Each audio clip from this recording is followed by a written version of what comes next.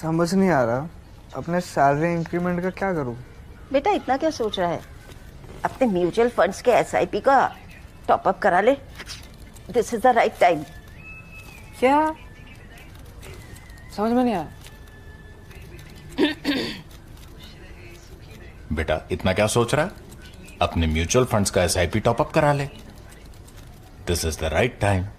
आप समझा।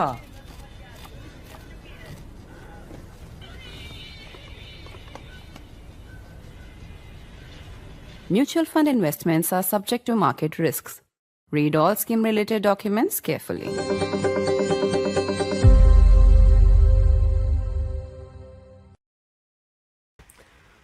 There's never a dull moment when it comes to living in the age of Donald Trump, as we all seem to be doing day on day. From an Indian perspective, a lot of the news is infuriating. The Trump administration has now announced Project Firewall. Project Firewall is meant to quote unquote stop the abuse of the H-1B visa program. Remember, this comes after a $100,000 fee has been added to this visa program. And of course, it comes as the lottery system for this visa is all set to end. There is now pressure mounting on the OPT program. That's an extended program that allows foreign students to work. That could be next. In the midst of all of this, Donald Trump is all set to meet with Pakistan's Prime Minister Shehbaz Sharif. Some reports suggest that Pakistan's army chief, or should I say field marshal, will also be attending that meeting. What is the reason for Trump's new love fest with Pakistan? Is it flattery? Is it commerce? Or is it tactics? There's a lot to talk about. I'm Barkha Dutt. You're with the Mojo Story. On the program today, Foreign Minister Jai Shankar has met with Trump's man in Delhi, Sergio Gore. But remember, Gore will also be the envoy for all of South and Central Asia. Marco Rubio, in an earlier meeting, after meeting with Foreign Minister Jai Shankar, said that he hoped that the tariff situation with India would be fixed very soon. But the tensions don't seem to be fading or even declining. Trump targeted India from the United Nations stage in a rambling, bizarre speech about broken escalators and escalating wars. Today, in a social media rant, he actually wants arrests for those responsible for the fact that Melania and he were subjected to a broken escalator as well as a broken teleprompter. Trump clearly doesn't like the United Nations, but from an Indian perspective, we've got other problems. Pakistan's new love affair with Trump's new love affair with Pakistan. There he is meeting with Shehbaz Sharif. And of course, there was also that meeting with Muslim leaders, leaders from the Muslim world, Arab countries to discuss Gaza. In the midst of all of this, the Prime Minister is calling once again for Atmanirbharta, self-reliance. And let's not forget what's happening in another neighbor of ours, Bangladesh. Mohammed Yunus has met with Shehbaz Sharif of Pakistan, and he is saying openly that there are problems with India. Why Sheikh Hasina in India? So there's all of this churn going on. And it is certainly an unpredictable moment for geopolitics. To try and make sense of it all, let's welcome our panel of distinguished experts. I don't know who can make sense of Trump, but if there's anyone who can, it's these three people. Veteran diplomat Ambassador Bhaswati Mukherjee is with us. Always a pleasure to see you, ma'am. Also joining us is Abhijit Iyer Mitra, who's of course a strategic affairs analyst, also a senior fellow at IPCS. And also joining me is Padma Rao, veteran journalist who has pounded the foreign policy pavement, I think now for decades. Welcome everybody to the program. I want to start by actually getting opening comments on this H-1B visa. We'll get into Pakistan in a moment, but there seems to be a new announcement for it every day, and there are two opinions in India on how much this should matter to us. So I'll start with Ambassador Bhaswati Mukherjee. How much capital should actually be invested in this? There's one cynical feeling that says, look, H-1B visa holders are Indians, of course, but eventually they may be choosing not to be Indian citizens, and therefore, you know, how over-involved can we get in how a country defines its work visa policy? Another view says this is targeted at India. It's one more thing that's targeted at India. It's creating an anti-India kind of racism within America. And three, it could well be Trump's negotiating tactic on the tariff talks. So, we can't look the other way.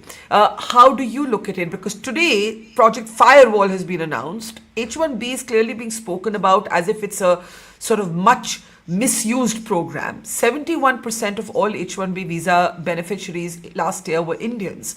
So, it's a no-brainer that this is going to create a certain hostility towards Indians in MAGA-driven America. Go with your first alternative, Barkha. Thank you for having me on your show. The first alternative is that we should not get over-involved in it. The reason why I say it is because I have been informed by those who know more than I do on this matter that the total cost is about $2 billion US dollars.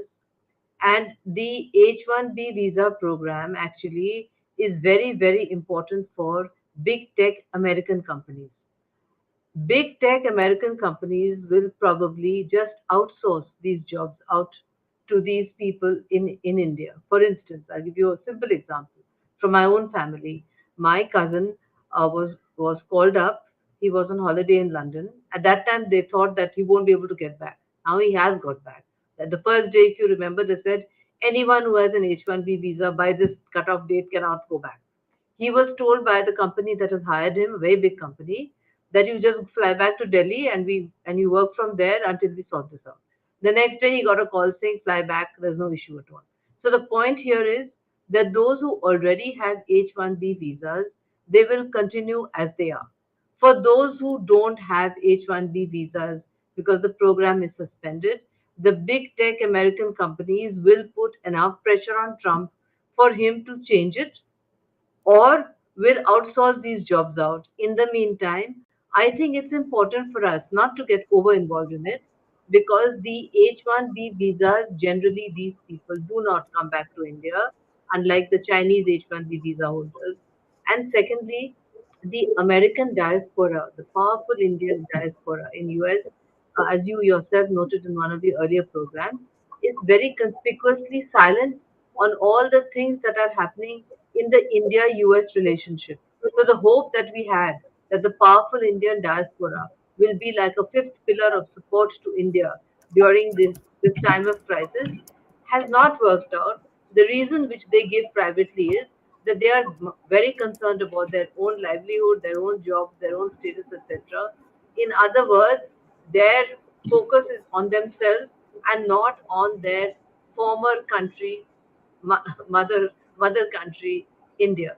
Therefore, I would say we should cool down on H-1B visas. When H-1B visas mattered about 20 years ago, India was a different country, Barkha. You and I have gone through those days. India today is a vastly different country, and there are so many more opportunities all over the globe for these people. If they don't want to stay in India, they can go to so many other countries. I always tell them when they call me for advice, I said my first advice is self-respect comes first. If you are not respected where you want to stay and work and make big bucks, it's not worth it. Ultimately, self respect, dignity, and respect for your own origin is important. That's why I wrote the book on indenture, because I always said that the country which accommodates you but does not assimilate you is the country to go to. Because you, at the end of the day, you cannot be rootless. You have to have your roots. If being there means that you are rootless and you are the victim of racism and abuse and threats of being sent out, it's not worth it. So I think we should not use H-1B visa as Trump clearly wants as a negotiating tool for us to open up our agriculture or whatever. Yeah. You don't want H-1B visa, abolish the entire program. We don't care. We are India, we will move on. That's my position. Okay. That helps us set the framework for the conversation. Ambassador Bhaswati Mukherjee, at least on the H-1Bs, is saying, don't fall for this. They want to scrap the program, because those who are going to seek work on H-1Bs are likely to, if not in America, look for that work elsewhere. They might even seek citizenship elsewhere. India can't waste capital on this. India can't waste energy on this. I want to open this up. Rajat Sethi, welcome to the program. Let me come to you, Abhijit, then Rajat, then Padma. Do you agree? Do you agree with Ambassador Bhaswati Mukherjee that while Trump may mean the H-1B announcements as a slight against India, as a negotiating tool, it's actually not our problem beyond a point? And ma'am seems to be saying not at all. Cool down on it, let it go. If they cancel the program, so be it. Absolutely, I agree with that 100% because the trade deficit we have with America, that is entirely the remittances coming back from uh, these H-1B workers there. Uh, why are we celebrating something that deprives us of talent? We used to keep screaming brain drain, brain drain, brain drain. And for the measly price of 45 to 46 billion dollars, you now want to actually advocate for your own brain drain going off to America. Now, the thing is, this will invariably, like a lot of Trump's actions, this distorts markets. What happens when, we learned this in CBSE 6th Standard Civics, that when you distort markets, it leads to a black market, it leads to offshoring, it leads to all kinds of price manipulation and things like that. The American market, the American job market is going to get heavily distorted. This is the programming sector is going to move to other places. There is no way we can Google can do any of these companies, Google, Apple can do what they want to do without Indian workers. That number of trained people speaking English with an understanding of the English idiom and nuance, you're not going to get in bulk anywhere else. This is a bulk order. There is literally no other country that can satisfy this bulk order. The ambassador is absolutely right. We should allow the tech companies there to waste their own money and do what they want. I also want to point out, Barkha, that this was, a very open call to corruption. Because what it says is you have to pay $100,000 unless you approach us and, convince us that you're so strategically important, etc., that you don't need to pay these $100,000. It's for the companies to do that. And what that was basically saying, well, fill my coffers. And I think if you look at the larger thing, one of the reasons Pakistan has gotten close to Trump is because those Pakistani crypto bros, they've already made Trump's family about $500 million. And let's not kid ourselves. Sergio Gore is no diplomat. This is, he's a power operator in DC with no knowledge of diplomacy, who was responsible for getting rid of Elon. He's coming here to do hafta vasuli. That's, sorry to put it crudely, but that's really what he's here for. Let's see how much. I think India has a lot of scope for hafta vasooling. Best of luck to him. Yeah, so there's a lot to talk about on the Pakistan Love Fest with Trump, but it's interesting that you say Sergio Gore, who is going to be Trump's man in Delhi, is a power operator who's coming here to do hafta vasuli. We'll come to that, but just on the H-1B, we've got two perspectives, near unanimous. This can't be our issue. Rajat, do you think differently? Do you think similarly? For a long time, we have believed that those who go on an H-1B, mostly graduates of IIT, IIM, this is your universe, they are a soft power. But the silence of the diaspora, the silence of the Indian American community, many of whom are leading these biggest technology firms, have actually called into question that theory. Now the question is this a waste of our time? Should we be focusing on something else? I have also been told when I have said this that this is very insensitive of you. Middle class Indians take loans, they educate their children abroad, aspiration is towards America. And yes, a lot of people want their kids to not just study but also work abroad. So, you can't be so dismissive and say this is not our problem. What do you think, Rajat? Hi, good evening to everybody. So I come with a vantage point of sailing in both the boats. I was a successful lottery winner of H-1B. I started my career at Google briefly, and back then there were no such nationalistic fervor in the US the way it is right now, white nationalist fervor. So in spite of that, I decided to come back, and now I'm running my own defense enterprise, and I have been able to poach 3 people just prior to this. H-1B nonsense, and get them from the top tier universities like Berkeley and University of Madison and other places. So I have done justice to getting talent back home, and I have fair understanding of where both the sort of opinions are coming and what are their sense of issues in the current milieu. See, any kind of a sledgehammer dropping in, distorts people's lives. There are families, people have Sure. created families there. They've bought houses there. If suddenly, it's not like I remember which country was it. Abhijit can correct me, an African country which kicked out Indians all of a sudden, Uganda, I suppose. You can't create scenarios where one good day, through an executive order, you say that all Indians have to leave. There will be no H-1B. Those scenarios are certainly not good for US and certainly not good for Indian Americans who are beginning to start a life and mingle into a different milieu altogether. On the other hand, if they want to come back to India, what are the options? You look at companies like Infosys and other IT companies who've transformed themselves as body shops. You know what Infosys did? They had 18,000 crores rupees, which they could have invested into R&D, building the next big wave of AI and be the answer on a global stage on artificial intelligence solutions. And what they ended up doing share buybacks. Share buybacks happen when you're on the end of the road. You've run out of ideas and you have nothing to do with money. And then you do this nonsense of share buybacks. This clearly shows that can our India Inc. walk the talk? The answer is a huge no.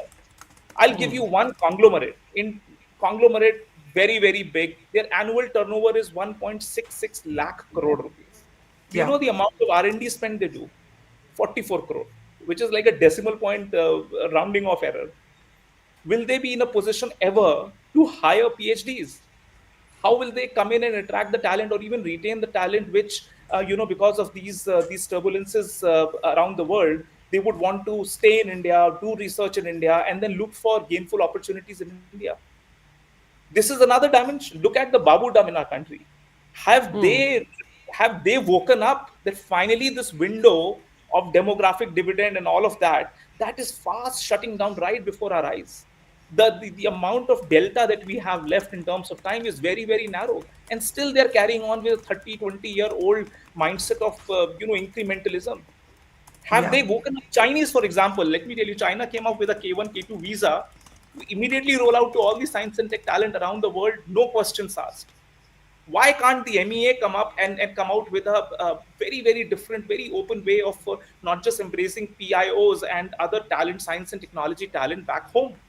I want to today hire laser experts from Ukraine and other Eastern European countries. The amount of paperwork that I have to do to convince MEA officials to issue visas is a nightmare. How do you want to create India into an innovation hub with the old school thought process, which have been created 30, 40 years when they entered into the service? This is UPSC's 100th year. UPSC is entering into the 100 years of its creation. A system which was created to tame subjects cannot carry on without major reforms, fundamental tearing apart the UPSC manuals and rewriting it from scratch. So if you do not do this, you can't blame the Indians who are leaving the country for lack of opportunities in our own nation. So there has to be a more nuanced understanding, middle of the road understand the pain of people who are outside and a Damocles sword is hanging around their necks all the time. It is not a good scenario at all. And similarly in other countries, is life easier in Europe? Is life easier in Japan? We are now hearing racist attacks on Indians even in Japan, for instance. So the situation is getting compounded by the effect, and our response is only incremental.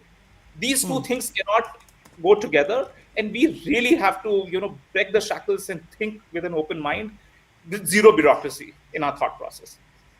Okay, so I think that is a nuanced perspective that, listen, I mean, if our big companies had created incentives for people to stay back, do the sort of cutting edge research that they could here, maybe a lot of people wouldn't go, but that's not what our IT companies did, also calling out red tapeism of our bureaucracy. I want to bring in Padma here. Padma, on this issue of whether it's a soft power or not, we have somebody, Prasad, who says the Indian diaspora of the United States is recent, 25 to 30 years. To become a community that wields real influence like the Jews, India still have a long way ahead. Nadella, Pichai, etc. are employee CEOs. He's addressing our criticism that they didn't really speak up. Rajat is bringing in a different perspective. Where's the incentive to come back? It's very easy to judge these people who are going and to say, oh, listen, let's not waste our diplomatic energy on this. What do you say?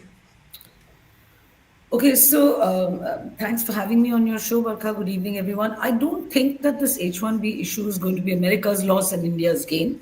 To start with, that would be my first point. I'd like to think so, like you. I know you wouldn't agree with me. I've seen your comments on Twitter, on X, but I think other countries primarily, not India, stands to gain for all the reasons and more, some of which Rajat has listed.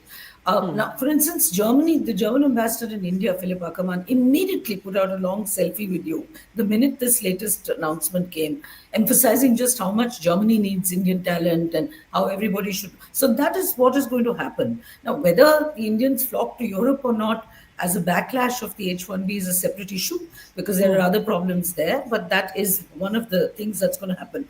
Why are they not going to come back? Zero infrastructure. Forget about, as Rajat said, India in can't walk the talk, sure. But then there are other larger reasons which are also beyond India Inc.'s control, some of which he listed. I mean, there's misappropriation, there's underfunded educational institutions, there's too much political interference, there's a lacunae altogether of educational institutions of excellence. RNO is underfunded, dogma-ridden. We still live in a very dogma-ridden society, irrespective of which religion.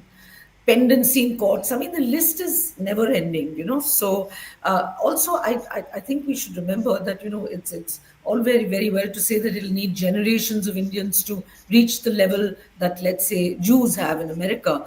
But this is a very different generation, the generation of Indians who are going to the United States. This is not us. This is not me, the post-freedom, idealism-filled baby boomer of today, who thinks, okay, we should come back to India. And I know, but Rajat came back. Rajat came back. Sure, no, there are always exceptions to the rule, but I'm saying that's not going to be a huge phenomenon as is being hoped and expected. A very last point, I completely agree about this deafening silence from the top Indian American CEOs in the States. Anyone of my cynical generation would brush that off as typical NRI. They become more foreign than foreign, kind of thing. But one last thing I'd like to say, finally, this anti-India rant that you were talking about.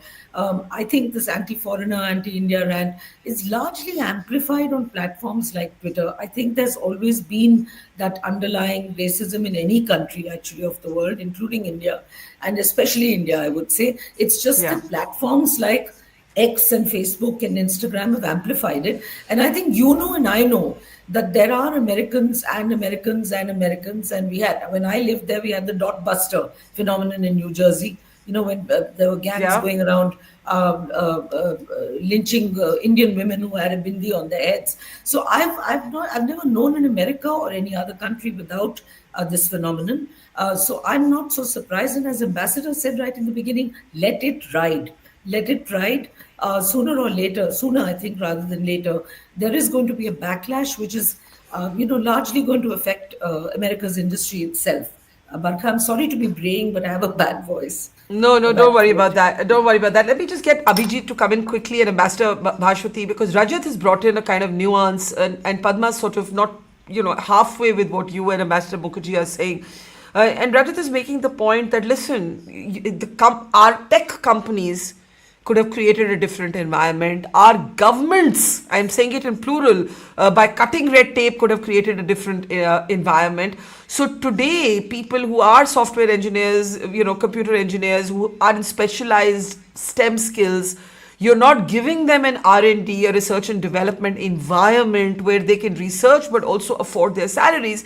And not everybody is ready to be a kind of ISRO scientist living frugally and delivering the moon, quite literally. Abhijit. Absolutely. But look, this is a whole of economy approach. On one hand, with all due respect to the ambassador, putting retired bureaucrats in charge of the reforms that are meant to happen is like putting, the Taliban in charge of LGBTQ rights. If people don't do it while they were in government, they can't do it post-retirement, right? This is number one. Number two, there is also a cultural problem in India where every mother whose kid has become, BSc pass thinks her son is the next Steve Jobs or uh, Bill Gates or what have you. There is absolutely no willingness to do factory floor work. And all of this comes back to the fact we haven't invested in human beings. We invest in buildings, we invest in all kinds of events and tamashas. When will we invest in our own people? Look Yeah. at bureaucrats. I think for the amount of power they wield, 2.5 lakhs a month, which is the highest rate you can get. Are you kidding me? It needs to be something like about 10 to 15 lakhs a month that you're paying them because of the, and you need to, and that goes with accountability. The problem here is we don't invest in human beings, nor are we willing to make anybody accountable. And in a situation, it is a high human value society that invests in R&D. A low human value society will never invest in R&D. They will instead invest, and if you go through these same companies, you'll see their biggest line of investment will be advertisements, right? And there's nothing you can do about it. It'll just be ads, ads, and more ads, lacking any serious R&D. But that is classic of a society like this. Let me give you a simple parallel example. Why did Vietnam get all the business leaving China? Because they started a program 10 years back to train high school teachers, primary school teachers, and make factory floor workers.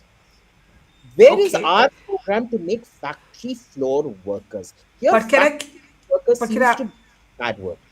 can I ask you briefly before I go to Ambassador Mukherjee and then Rajat and Padma? Um, yes, there are all of these problems, but there are many people who are opting, like a Rajat, to still come back, wade through all these problems and build their lives out of a sense of belonging, home, patriotism. Everybody has different reasons, maybe a combination of all of the above. To come back to the geopolitical question, while everything you've said may be true, you still do agree that we can't totally get in, we shouldn't be touching this H-1B visa as a diplomatic issue, or you think we must? Because Bloomberg is reporting that India, in its negotiations, Commerce Minister, Foreign Minister are both there, is talking about this issue. We are talking about this issue. I would say it is tactically. I am not being dismissive of our local people who have their concerns, whose families are there. I think tactically it would be very dangerous for us to get involved in this issue. Because right now, us not getting involved makes it an American versus American issue between American companies and their government. The moment we get involved in it, it becomes an India versus American issue, which can then be used to, uh, gain a lot more leverage in negotiations later on.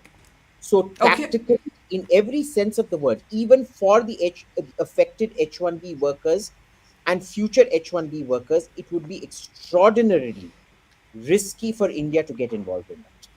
Okay, Ambassador Mukherjee, you've already made your position clear. You've gone so far as to say let them scrap the program if they want to. You heard what Rajat said, that disruptive sledgehammer sort of policies have an impact, and at the moment they would have an impact on Indian citizens. Yes, we think they may not remain or they may not want to remain Indian citizens, but they are Indian citizens. Point one. Point two, whether we get involved or not, do we see it as a cue to read a certain kind of either hostility or chessboard move by the Trump administration? Because it's going on and on and on. It's not as if it's ended with that day. Like, every day there's a new announcement, and you now have senators talking about shutting down the OPT program, which is the training period a foreign student gets to work. I mean, it would essentially mean that America would no longer be the favored destination, I think, for many students today. But there are many who are already there and, whose lives will be thrown into tumult. Those who are already there, Barkha, will stay. And when life gets difficult for them, they will move to other destinations. They will not come back to India for the reasons which have been listed by one of my co panelists. I agree with him that the IT companies should have done much more. I'd also like to remind him that it's not retired bureaucrats who are setting the reform line. The Prime Minister has hired highly specialized people to work on this matter. And when one is talking about salaries, Barkha, I'd like to inform your audience that when I joined the Foreign Service in 1976 through the UPSC, it was a very tough exam. There were 100,000 people who gave the exam with me. I came fifth and got Foreign Service. my take home salary was 750 rupees a month as a diplomat, as the undersecretary in Government of India. That is from where we climbed to where we are now, to whatever you people consider to be a paltry amount. It's not paltry for a person who began her career at 750 rupees a month. Uh, there is also no point in blaming MEA for the difficulties for getting visas. These kind of decisions are taken by MHA, the Ministry of Home Affairs, because there are security issues involved. For instance, in recruiting Ukrainians or in recruiting other people, it goes through a certain process. If you were trying to recruit through an easier country, in the perspective of MHA, you probably would have less paperwork to do. But I do agree that we need to overhaul all this. We need to have an entirely new policy internally once we know clearly, Barkha, that the H-1B visa is not going to be what it was earlier, and that even when Trump goes and let's say JD Vance becomes president, he is not going to change it either. In other words, India must come to terms with the fact that it's not going to be the same cozy relationship as it was before Trump came onto his second term. And after he leaves, a lot of stuff that he is doing is not going to change because he is bringing in monopolistic measures. American industry will get used to being protected. They will not want to go back to what it was in the past. That will, in the short, medium, and long term, in my assessment, as a professional diplomat, do untold damage to America's industry, to America's status as a number one power, and to the American concept of free trade, which they have championed for so many decades. That's my assessment. And I think there's no point in bashing bureaucrats on television for nothing, because what the problem which is here is only going to get worse if you bash bureaucrats for nothing. Thank you, Barkha. Okay. Let's bring in Rajat at this point. Rajat, while I feel your frustration, This grandstanding that one breed has this special DNA who knows everything and should not be touched, and they are immune to any kind of criticism, is absolutely unacceptable in this country. When the judges are called out, the politicians are called out, the bureaucrats must be called out, and there should be no two ways about it. As a compulsory training, bureaucrats should do the paperwork of startups. Do that for 6 months, and then we will talk about bureaucratic nonsense that this country has to endure for all these years and decades and decades. Let's not try and belittle this. Bureaucrats and this bunch of CFAs who sit on documents are the biggest but are the bureaucrats making the policy? The political will can change what a bureaucrat does. So why target the bureaucrat? No, who is making the minute policies which go into the processes? I'm just saying a bureaucrat is likely to take her cue. A bureaucrat is likely to take her or his cue from what the government has framed as policy. No, not at all, Barkha. I'm telling you, try running a company, you'll understand. Government and the politicians can only indicatively tell you, okay, go and indigenize, for example, defense supply chains in our country. What does a bureaucrat do? They get up and they, huddle together, come up with a long list of absolutely unacceptable terms, put them all together just to save their own skin. Their entire perspective on perpetuating their careers is to ensure that nothing comes to them. But there is absolutely but why are they relevant right now to this conversation? Even if you feel this and you clearly feel it very strongly. I'm telling you this today. Allow, if you want to unleash animal spirits around innovation in this country, you need to literally tear down structures which are obstructing it. Identify and do that. If you do not have the guts, you will become a middle income country and be happy with that. Then don't aspire and dream to be a Vishwaguru, because you will not be. Just a wishful thinking won't result in an end game, and it's a classic garbage in, garbage out scenario. You put in disgusting rules into the system, you can't accept Silicon Valley systems to be created out. It's not going to work. Again, coming back to the moot point here, what Trump is doing, part of it is racism. The MAGA is a racist crowd, and I have been pointing this out on your show several times. What is happening at the surface level, tariffs and this and that is one thing, but deep down, the body politic of MAGA is deeply racist, and they want to find a punching bag, and they found Indians as the punching bag. and therefore, they'll carry on with this. I don't think it is going to be a negotiating ground. The problem again is that most of our FTAs and commercial discussions with other countries, are first and foremost thing is discussing about visas. That's always a wrong start. I mean, even in the UK FTA and the European FTA, this used to be the first point of deliberation. See, the problem with this is that because of the pressure and lobbying pressure of Infosys and the Wipro and the TCS, you tend to, jack up this issue as the single most priority issue, wherein you give up on other important things which you could have negotiated on, but you are so clung on to this issue of having visas stamped on for Indians, it's the larger side. And I think it's a choppy waters for us. I don't see us coming out of this easily. There will be pain in the near term and in the medium term as well. Okay, Padma, you want to respond there, and then I think I must allow Abhijit and Ambassador to respond to this before we shift gears onto other problems in the India-US relationship. Yes. Padma. I'd like to respond. I'd like to say a word in defense of bureaucrats also, because I think I agree with, I can feel for you, Rajat. I feel much of your frustration, because we are all victims of this what you call these structures. But that is the problem. Our bureaucracy is a structure, an antiquated structure, which was created eons ago. That needs to change. Legislation needs to change. Laws need to change, and the power that is given to bureaucrats needs to change. And those changes can only come about, and here I agree with Barkha, at the hands of the political dispensation. A bureaucrat, strictly speaking, executes what his master tells him to execute. And in this case, in many, many cases of well-meaning bureaucrats, even when you do, I agree with you, there's a lot of laziness, there's a lot of corruption, there's a lot of sloth, there's a lot of many other negative qualities amongst our bureaucrats. But if even amongst the well-meaning bureaucrat, if you do have, and I refuse to believe that lakhs and lakhs of them simply lack the intellect or the capacity to do something positive for the country, I believe that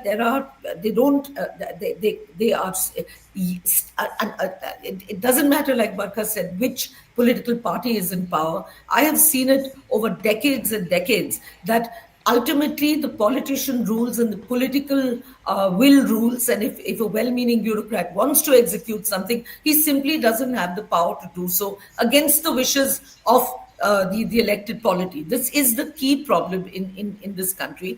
And I see bureaucracy as a structure that was man-made and created, one of the seedier legacies of British rule, which we have just taken over and really not reformed, to the extent that we need to reform. So this is the singular point I want to make. I wouldn't, brush all bureaucrats under the carpet with one carpet brush. I think, Abhijit, before I come to Ambassador Mukherjee and we move on to other dimensions of this conversation, while I think everybody has knocked their head against a wall on the slow pace of change, what happens when you want to set up a business, getting files to move, decisions to be taken, the broad stroke sort of that we are using to paint the bureaucracy with doesn't account for the fact that from this bureaucracy come brilliant diplomats who go and defend India's position in tricky situations. From this bureaucracy, through crisis moments such as Operation Sindoor, which was a military victory but a narrative challenge on the global stage, you had to fall back on the sort of sophisticated articulation of your diplomats, who will often do a more fine job than many of your politicians. So I feel for Rajat, but I also wonder whether we've lost, whether we're making too much of one part of what ails India, why we can't have brain gain instead of brain drain, and what all of this has to do with what we should do next with Trump. Abhijit and then Ambassador. Yeah. Look, undeniably, some of the most brilliant, I'm not even saying within government, the most brilliant people generally that I've met have been bureaucrats. All right. That doesn't mean that the entire corpus is that brilliant.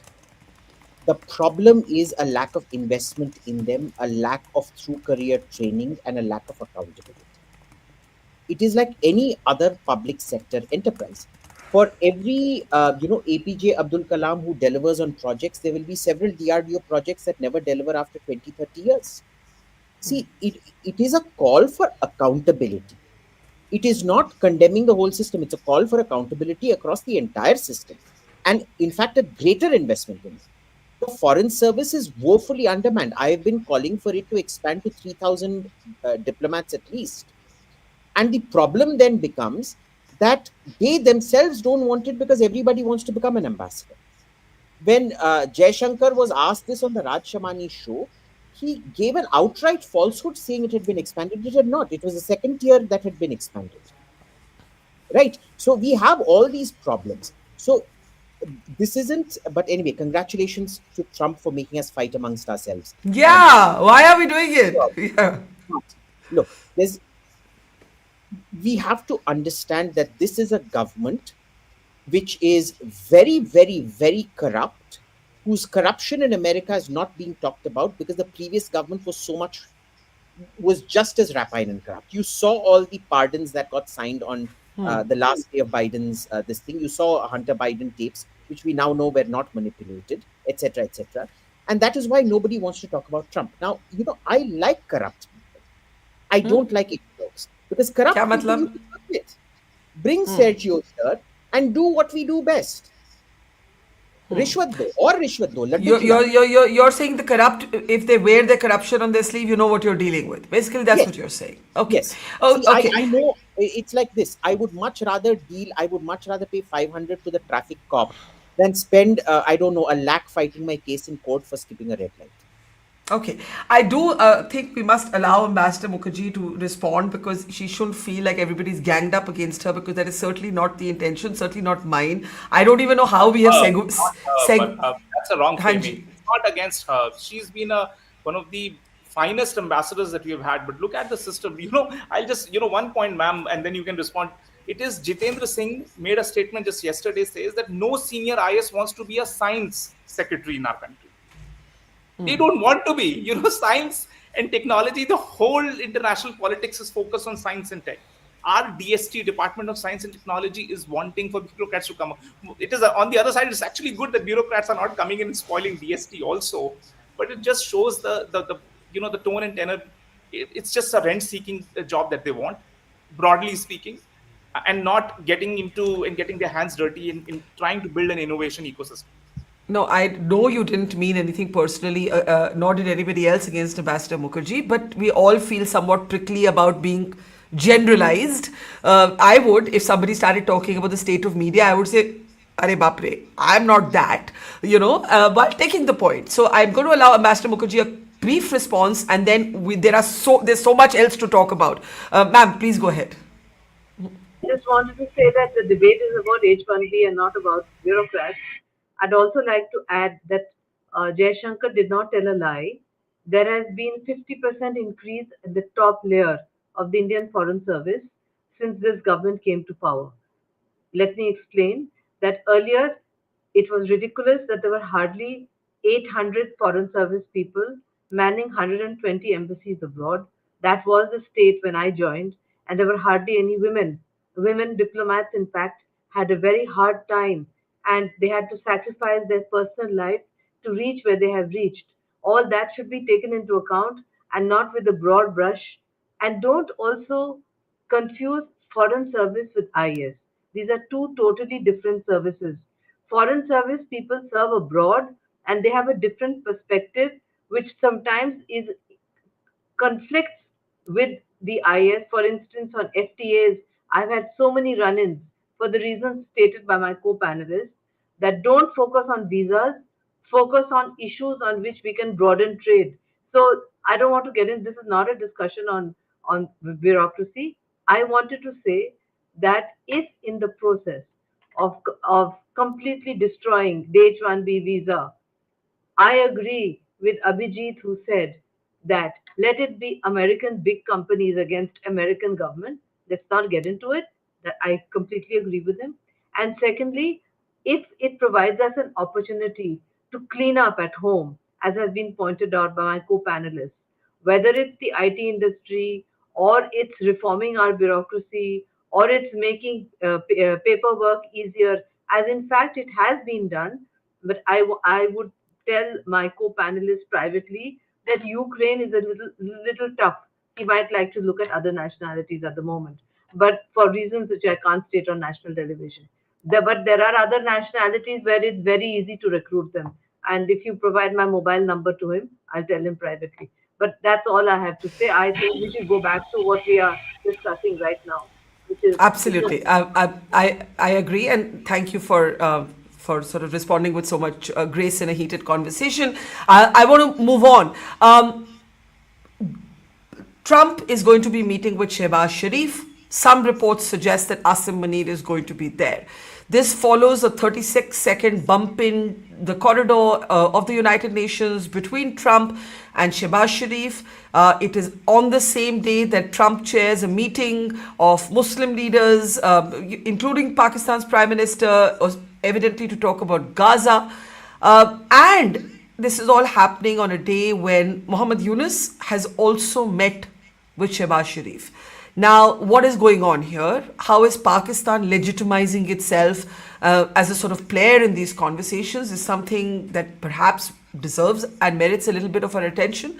Let me play out Muhammad Yunus's comment where he talks very openly about the problems with India and objects to the fact that Sheikh Hasina is in India, where she has been, of course, given safe haven. Take a look. We have problems with India right now because they didn't like what the students have done. They're hosting Hasina, who's the former prime minister, who created all this problem and killed the young people. And that creates a lot of tension between India and Bangladesh. Also, lots of fake news coming from the other side, making all kinds of propaganda that this is a very bad thing. This is an Islamist movement, and these are the Talibans who took over Bangladesh and so on. They have been trained in. They even say I'm a Taliban too. So I'm a Taliban. I don't have the beard. I just left it home. Now, he's making light of it, but there are genuine concerns here about what's going on. Bangladesh and Pakistan rapprochement, Trump's sort of time for America. He's had a lunch with Munir. He's now meeting Shehbaz Sharif. Let's actually open this up. I'll start with you, Ambassador Mukherjee, and then go across the panel. Let's look, Barkha, at what they are going to discuss. What they are going to discuss, Trump cannot cede 1 centimeter. They're going to discuss Gaza, and they're going to discuss ceasefire in Gaza. They're going to discuss that they don't agree, and I agree with them, that the Palestinians can be just thrown out of Gaza and left. There is no river and there is no sea. They'll be left on the sea because these very same Muslim countries will not allow a single Palestinian in, whether it's Jordan, whether it's Egypt, etc. I have served in Egypt. I was there when Sadat got assassinated. So, to my co-panelists, sometimes diplomacy can be a dangerous job. But the point here is that they are going to discuss what Trump cannot agree to. So they can discuss. It doesn't make any difference at all. The point is that it is because of Trump's support that Netanyahu is doing what he's doing. He is emptying out Gaza to make it a piece of real estate which United States can develop along with Netanyahu, in total defiance of the UN Charter, of the Palestinians' right to exist, of the promises which were made when Israel was set up, and in total defiance of existing human rights law. So the point here is, Barkha, they can keep talking.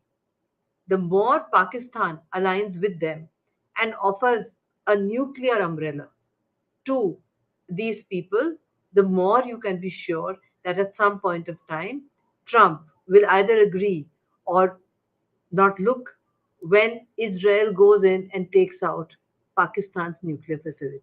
Are we going to cry on your show when that happens? I'm not going to cry when that happens, right? So I can tell you that Shehbaz Sharif and the so-called field marshal, and if you ask an Fauji Barkha, they will tell you that a field marshal is one who is made field marshal when he has won 2 wars. In this particular case, he has lost 1 war and he is losing the second one, which is in Balochistan. So this so-called field marshal and his so-called boss, they, by doing what they are doing, by cozying up, by offering their nuclear assets, They are making it inevitable for a Israeli strike on Pakistan nuclear assets. And what we are not talking about here is it doesn't really matter what Trump does with these people or not. What matters is Israel has a solid relationship with India. They stood by us for Operation Sindoor. When we needed their drones, we took their drones. Whatever we need is available to us. That is our greatest strategic asset today. So I would be happy if the Pakistanis offered a complete nuclear shield to all these guys sitting in that room, then I would give it 3 weeks, Barkha, and we would have your next show where we would decide who's going to cry, who's going to clap when we know that Pakistan's nuclear assets has been taken out because they have those bunker bombs, which the Americans have given them to destroy Pakistan's nuclear assets. At that time, what will Trump say? He'll say, well, it isn't exactly what I wanted. This is bad. This is very bad, but it's happened. So that's it. Trump is transactional. He'll take it in his stride. So I really don't worry too much about Trump either. I find him changing his mind so many times that I just have deleted him from my mind because I know what he says today, he'll do the opposite tomorrow. But yes, I'm really happy about what's happening because I really want Pakistan's nuclear assets to be taken out by the Israelis. Now you can say foreign service people are cynical. I certainly am very, very cynical. Welcome. Okay, so that is quite a thought there that while, we've been thinking about the Pakistan-Saudi Arabia pact and Trump calling his meeting with all of these Muslim and Arab leaders his most important meeting, and now he's meeting Shehbaz Sharif. Ambassador Mukherjee says, karne do, let Pakistan offer their nuclear umbrella. It's a surefire way for Israel to come and target it. And that is quite a thought. Let's open this up. I think what I'm picking up there, Abhijit, is like, who cares? Let them meet. If it goes in this direction, it's all going to be good from an Indian security vantage. Whereas Indians, or some Indians, have been looking at this as a kind of cozying up between Trump and Pakistan that doesn't necessarily spell good news for India. How do you see it? This isn't the first time they've offered the Saudis a nuclear security blanket. In the 80s, when Saudi Arabia switched recognition from Taiwan to the People's Republic, even before they had formally recognized the People's Republic, China sold them 60 CSS-2, intermediate ballistic missiles, almost a 3,000-kilometer range. And the agreement was, the trilateral agreement between the PRC, Pakistan and Saudi Arabia was because the Pakistani warheads were already Chinese warheads, Chinese designed effectively. The Pakistanis would provide those warheads. What happened to that deal? Nothing, right? The Pakistanis never provided those warheads if and when they were ever required. Now, I think in private, the Saudis have gone out of their way to tell everybody, including us, that this isn't about a nuclear umbrella at all. This is about getting Pakistani mercenaries into Yemen. There are already about 3,000 Pakistani so-called trainers training inside Saudi Arabia. And we have to understand, Saudi society is very rich. You're given money just for being born a Saudi citizen. It doesn't matter if you clear an entrance exam or not, you'll get into a STEM program or whatever in Saudi Arabia.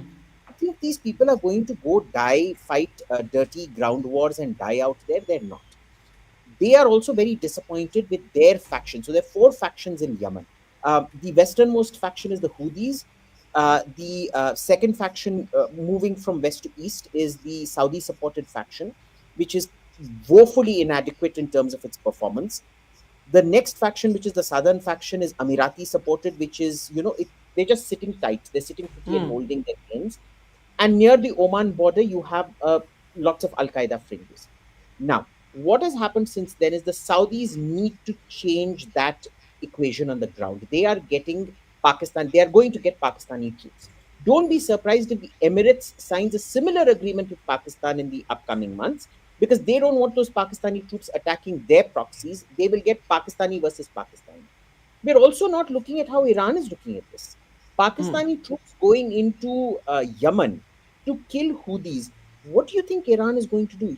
Iran can do a lot to Pakistan through Afghanistan. through Yeah. Balochistan, and through the Shias in Pakistan. So this is, I don't typically, Pakistan is tactically brilliant and strategically foolish. They use tactically brilliant things in service of tactical. So you like the ambassador, you're not overly concerned at this sort of. Okay, before I give Rajat the last word, Padma, let's bring you in. Trump has been fixated on the Bagram base, after saying Afghanistan is now no longer a problem, and that you've been following that. Do we factor that into what's happening between Pakistan and Trump? I think the whole relationship, the cozying up between Trump and Pakistan, there are several elements to this newfound old friendship. I mean, this comes after a time when Trump said during his last term that, Pakistan has given the US nothing but lies and deceit. So from there to come to sign two MOUs, one specifically, which is, they're going to start work on one apparently almost immediately on minerals and other resources and other goodies in Pakistan. The Americans are going to invest money, and given the kind of external debt that Pakistan has, something like $140 billion, the Pakistanis, Shehbaz Sharif is trying to sell that as a good enough reason to sign these agreements with the United States, and they've signed yet another agreement. Now, why has all this come? Why has the focus suddenly shifted from India being the good guy to being the bad guy and the H-1Bs? I've been reading US analysts who see this shift coming primarily because the Americans are, or at least Trump, no longer views China primarily. I mean, we've discussed this many times before. He is a businessman. He views everything in transactional business terms. I mean, and so he's apparently looking at China or no longer as a geostrategic rival as much as an economic competitor, trade and economy. And China's already sprawled in Afghanistan. Don't forget, Chinese businessmen are making inroads there primarily because of lithium deposits, which are said to be really large, almost as large as Bolivia, I think. So there are these. So that is one of the main reasons why Trump wants to return to Bagram Air Base, because that is just north of Kabul, and it will give him a vantage position to keep an eye on Iran, keep an eye on Afghanistan, keep an eye on China.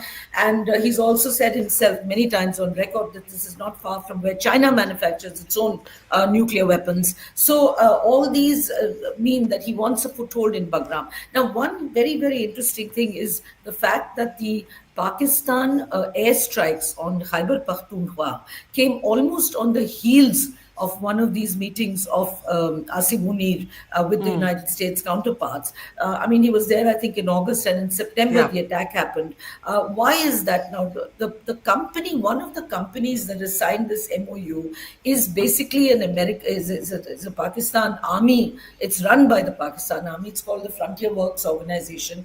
And this Frontier Works Organization has gone on record and said that it is already operating mines in Waziristan region, which, remember, is in the KPK area. And they're also in Balochistan, both of which are troubled areas. So, so I see all this coalescing together into, if the Americans cannot, head back straight to Bagram, and the Taliban have made it very clear they have no intention of letting them in. It's more a question of prestige for the Taliban rather than having any, particular use for the airbase. So if the Americans can't go there, then they'll certainly establish a foothold in Pakistan. Okay. And what is the excuse then? In the name of combating Islamist terrorism emanating primarily from the Tehreek-e-Taliban in Khyber Pakhtunkhwa, and also the fact that, the excuse that there are increases in growing number of sleeper cells, etc., etc. So the same old, hydra-headed monsters going to come and bite the Americans again. So in that sense, I do agree with the other panelists. Okay, I'll give Rajat the last word. I'll just read out a comment from one of our audience members. Saurav Vishir says, India is increasingly seen as less as a future partner for the US, but as a future peer competitor. And I think this is something which is an interesting comment. Now, the question quite simply is, how do we navigate this, right? How do we navigate this? Because now there's also domestic politics attached to it. The Prime Minister has made a couple of public statements, one saying he's ready to pay a personal price, two saying red lines will not be crossed, now increasingly calling for self-reliance. You've already said very passionately what was needed to create that call for self-reliance into actuality. My question to you now is, how do you see India navigating this space going forward? We have 2 ministers in the United States right now, but there's a whole lot of confusion about what happens next. And the Americans keep claiming that we are going to reduce the amount of Russian oil that we purchase, but that right now comes with domestic politics also. Having said that we will buy oil where we get it cheapest, there is domestic politics that will be attached to it if we dramatically reduce the oil we're buying from Russia. See, it's a certain set of geopolitical setbacks that India has had to face so far. And it's clearly not an easy set of choices that are there before us. Tanvi Madan wrote a beautiful piece today, and she herself is saying it's not like India wants to get closer to, there is no want as such to get closer to China, but the way US is pushing us into that direction, there is very little options that India has. Also, I don't see competition as such to get in. It's more of an indifference that India, the kind of convergence that we were seeing between the two nations on multiple set of values and value systems, that has been largely shredded now. I don't see value-based convergence being a broad theme over the next few years. And also, no matter how you want to analyze the Saudi-Pakistan pact, it is net negative for India. Maybe Pakistan has evolved from being a geopolitical errand boy to serving some purpose. Maybe it is trying to address some of the problems, and maybe Pakistan's problem will not become Saudi problem, but Saudi problem will become Pakistan problem. But net, the broad framework that is laid out will allow both the strategists on the Saudi and the Pakistan side to come in and fill in the finer lines over the several years. And this is why I believe that India's overall emergent role through IMEC, through having this fantastic relationship with Middle East, all of that will become a little more uncomfortable, not majorly, but therefore I'd see all these developments as a small lucky streak for Pakistan and some set of unlucky streaks for India. Therefore, all the more reason, tying in all the conversation right now, we have to wake up. This is the time, or we will lose out. Provided we want to be an ambitious nation who wants to aspire to be a Vishwaguru. If you want to be a middle-income country, be a Malaysia or a Vietnam here and there, then it's okay. But if you genuinely want to stamp your weight across the world, you need to work hard. Things won't happen by the set of luck that we have had for the past 2 decades. We will have to fight for every square inch on a global platform. Okay, I think I'm going to end there because I think the bottom line is this. We can all agree on the fact that the language that the world understands is that of hard power over soft power. I think we have seen that now, which is not to say that we have to disown or be, not proud of our soft power. But I would say, grow like China, be like America in the America that we once remembered, not the America that we're seeing today. And so there, I think economic growth and sort of shaking yourself off from the cobweb of sloth is something we can all agree on. We can disagree on what causes it, who's responsible for it, but I think the goal is something that we will finally not end on a note of disagreement, Abhijit. We won't give Trump that satisfaction. We will end on a note of agreement. Thank you so much, Ambassador Mukherjee, Padma Rao, Rajat Sethi, and Abhijit Iyer Mitra. Always a pleasure, everybody. Thank you. See you soon. See you tomorrow. It's great to see you here. Thank you for watching our work. If you haven't subscribed yet, don't forget to click the bell icon and subscribe to Mojo Story and support independent, robust journalism.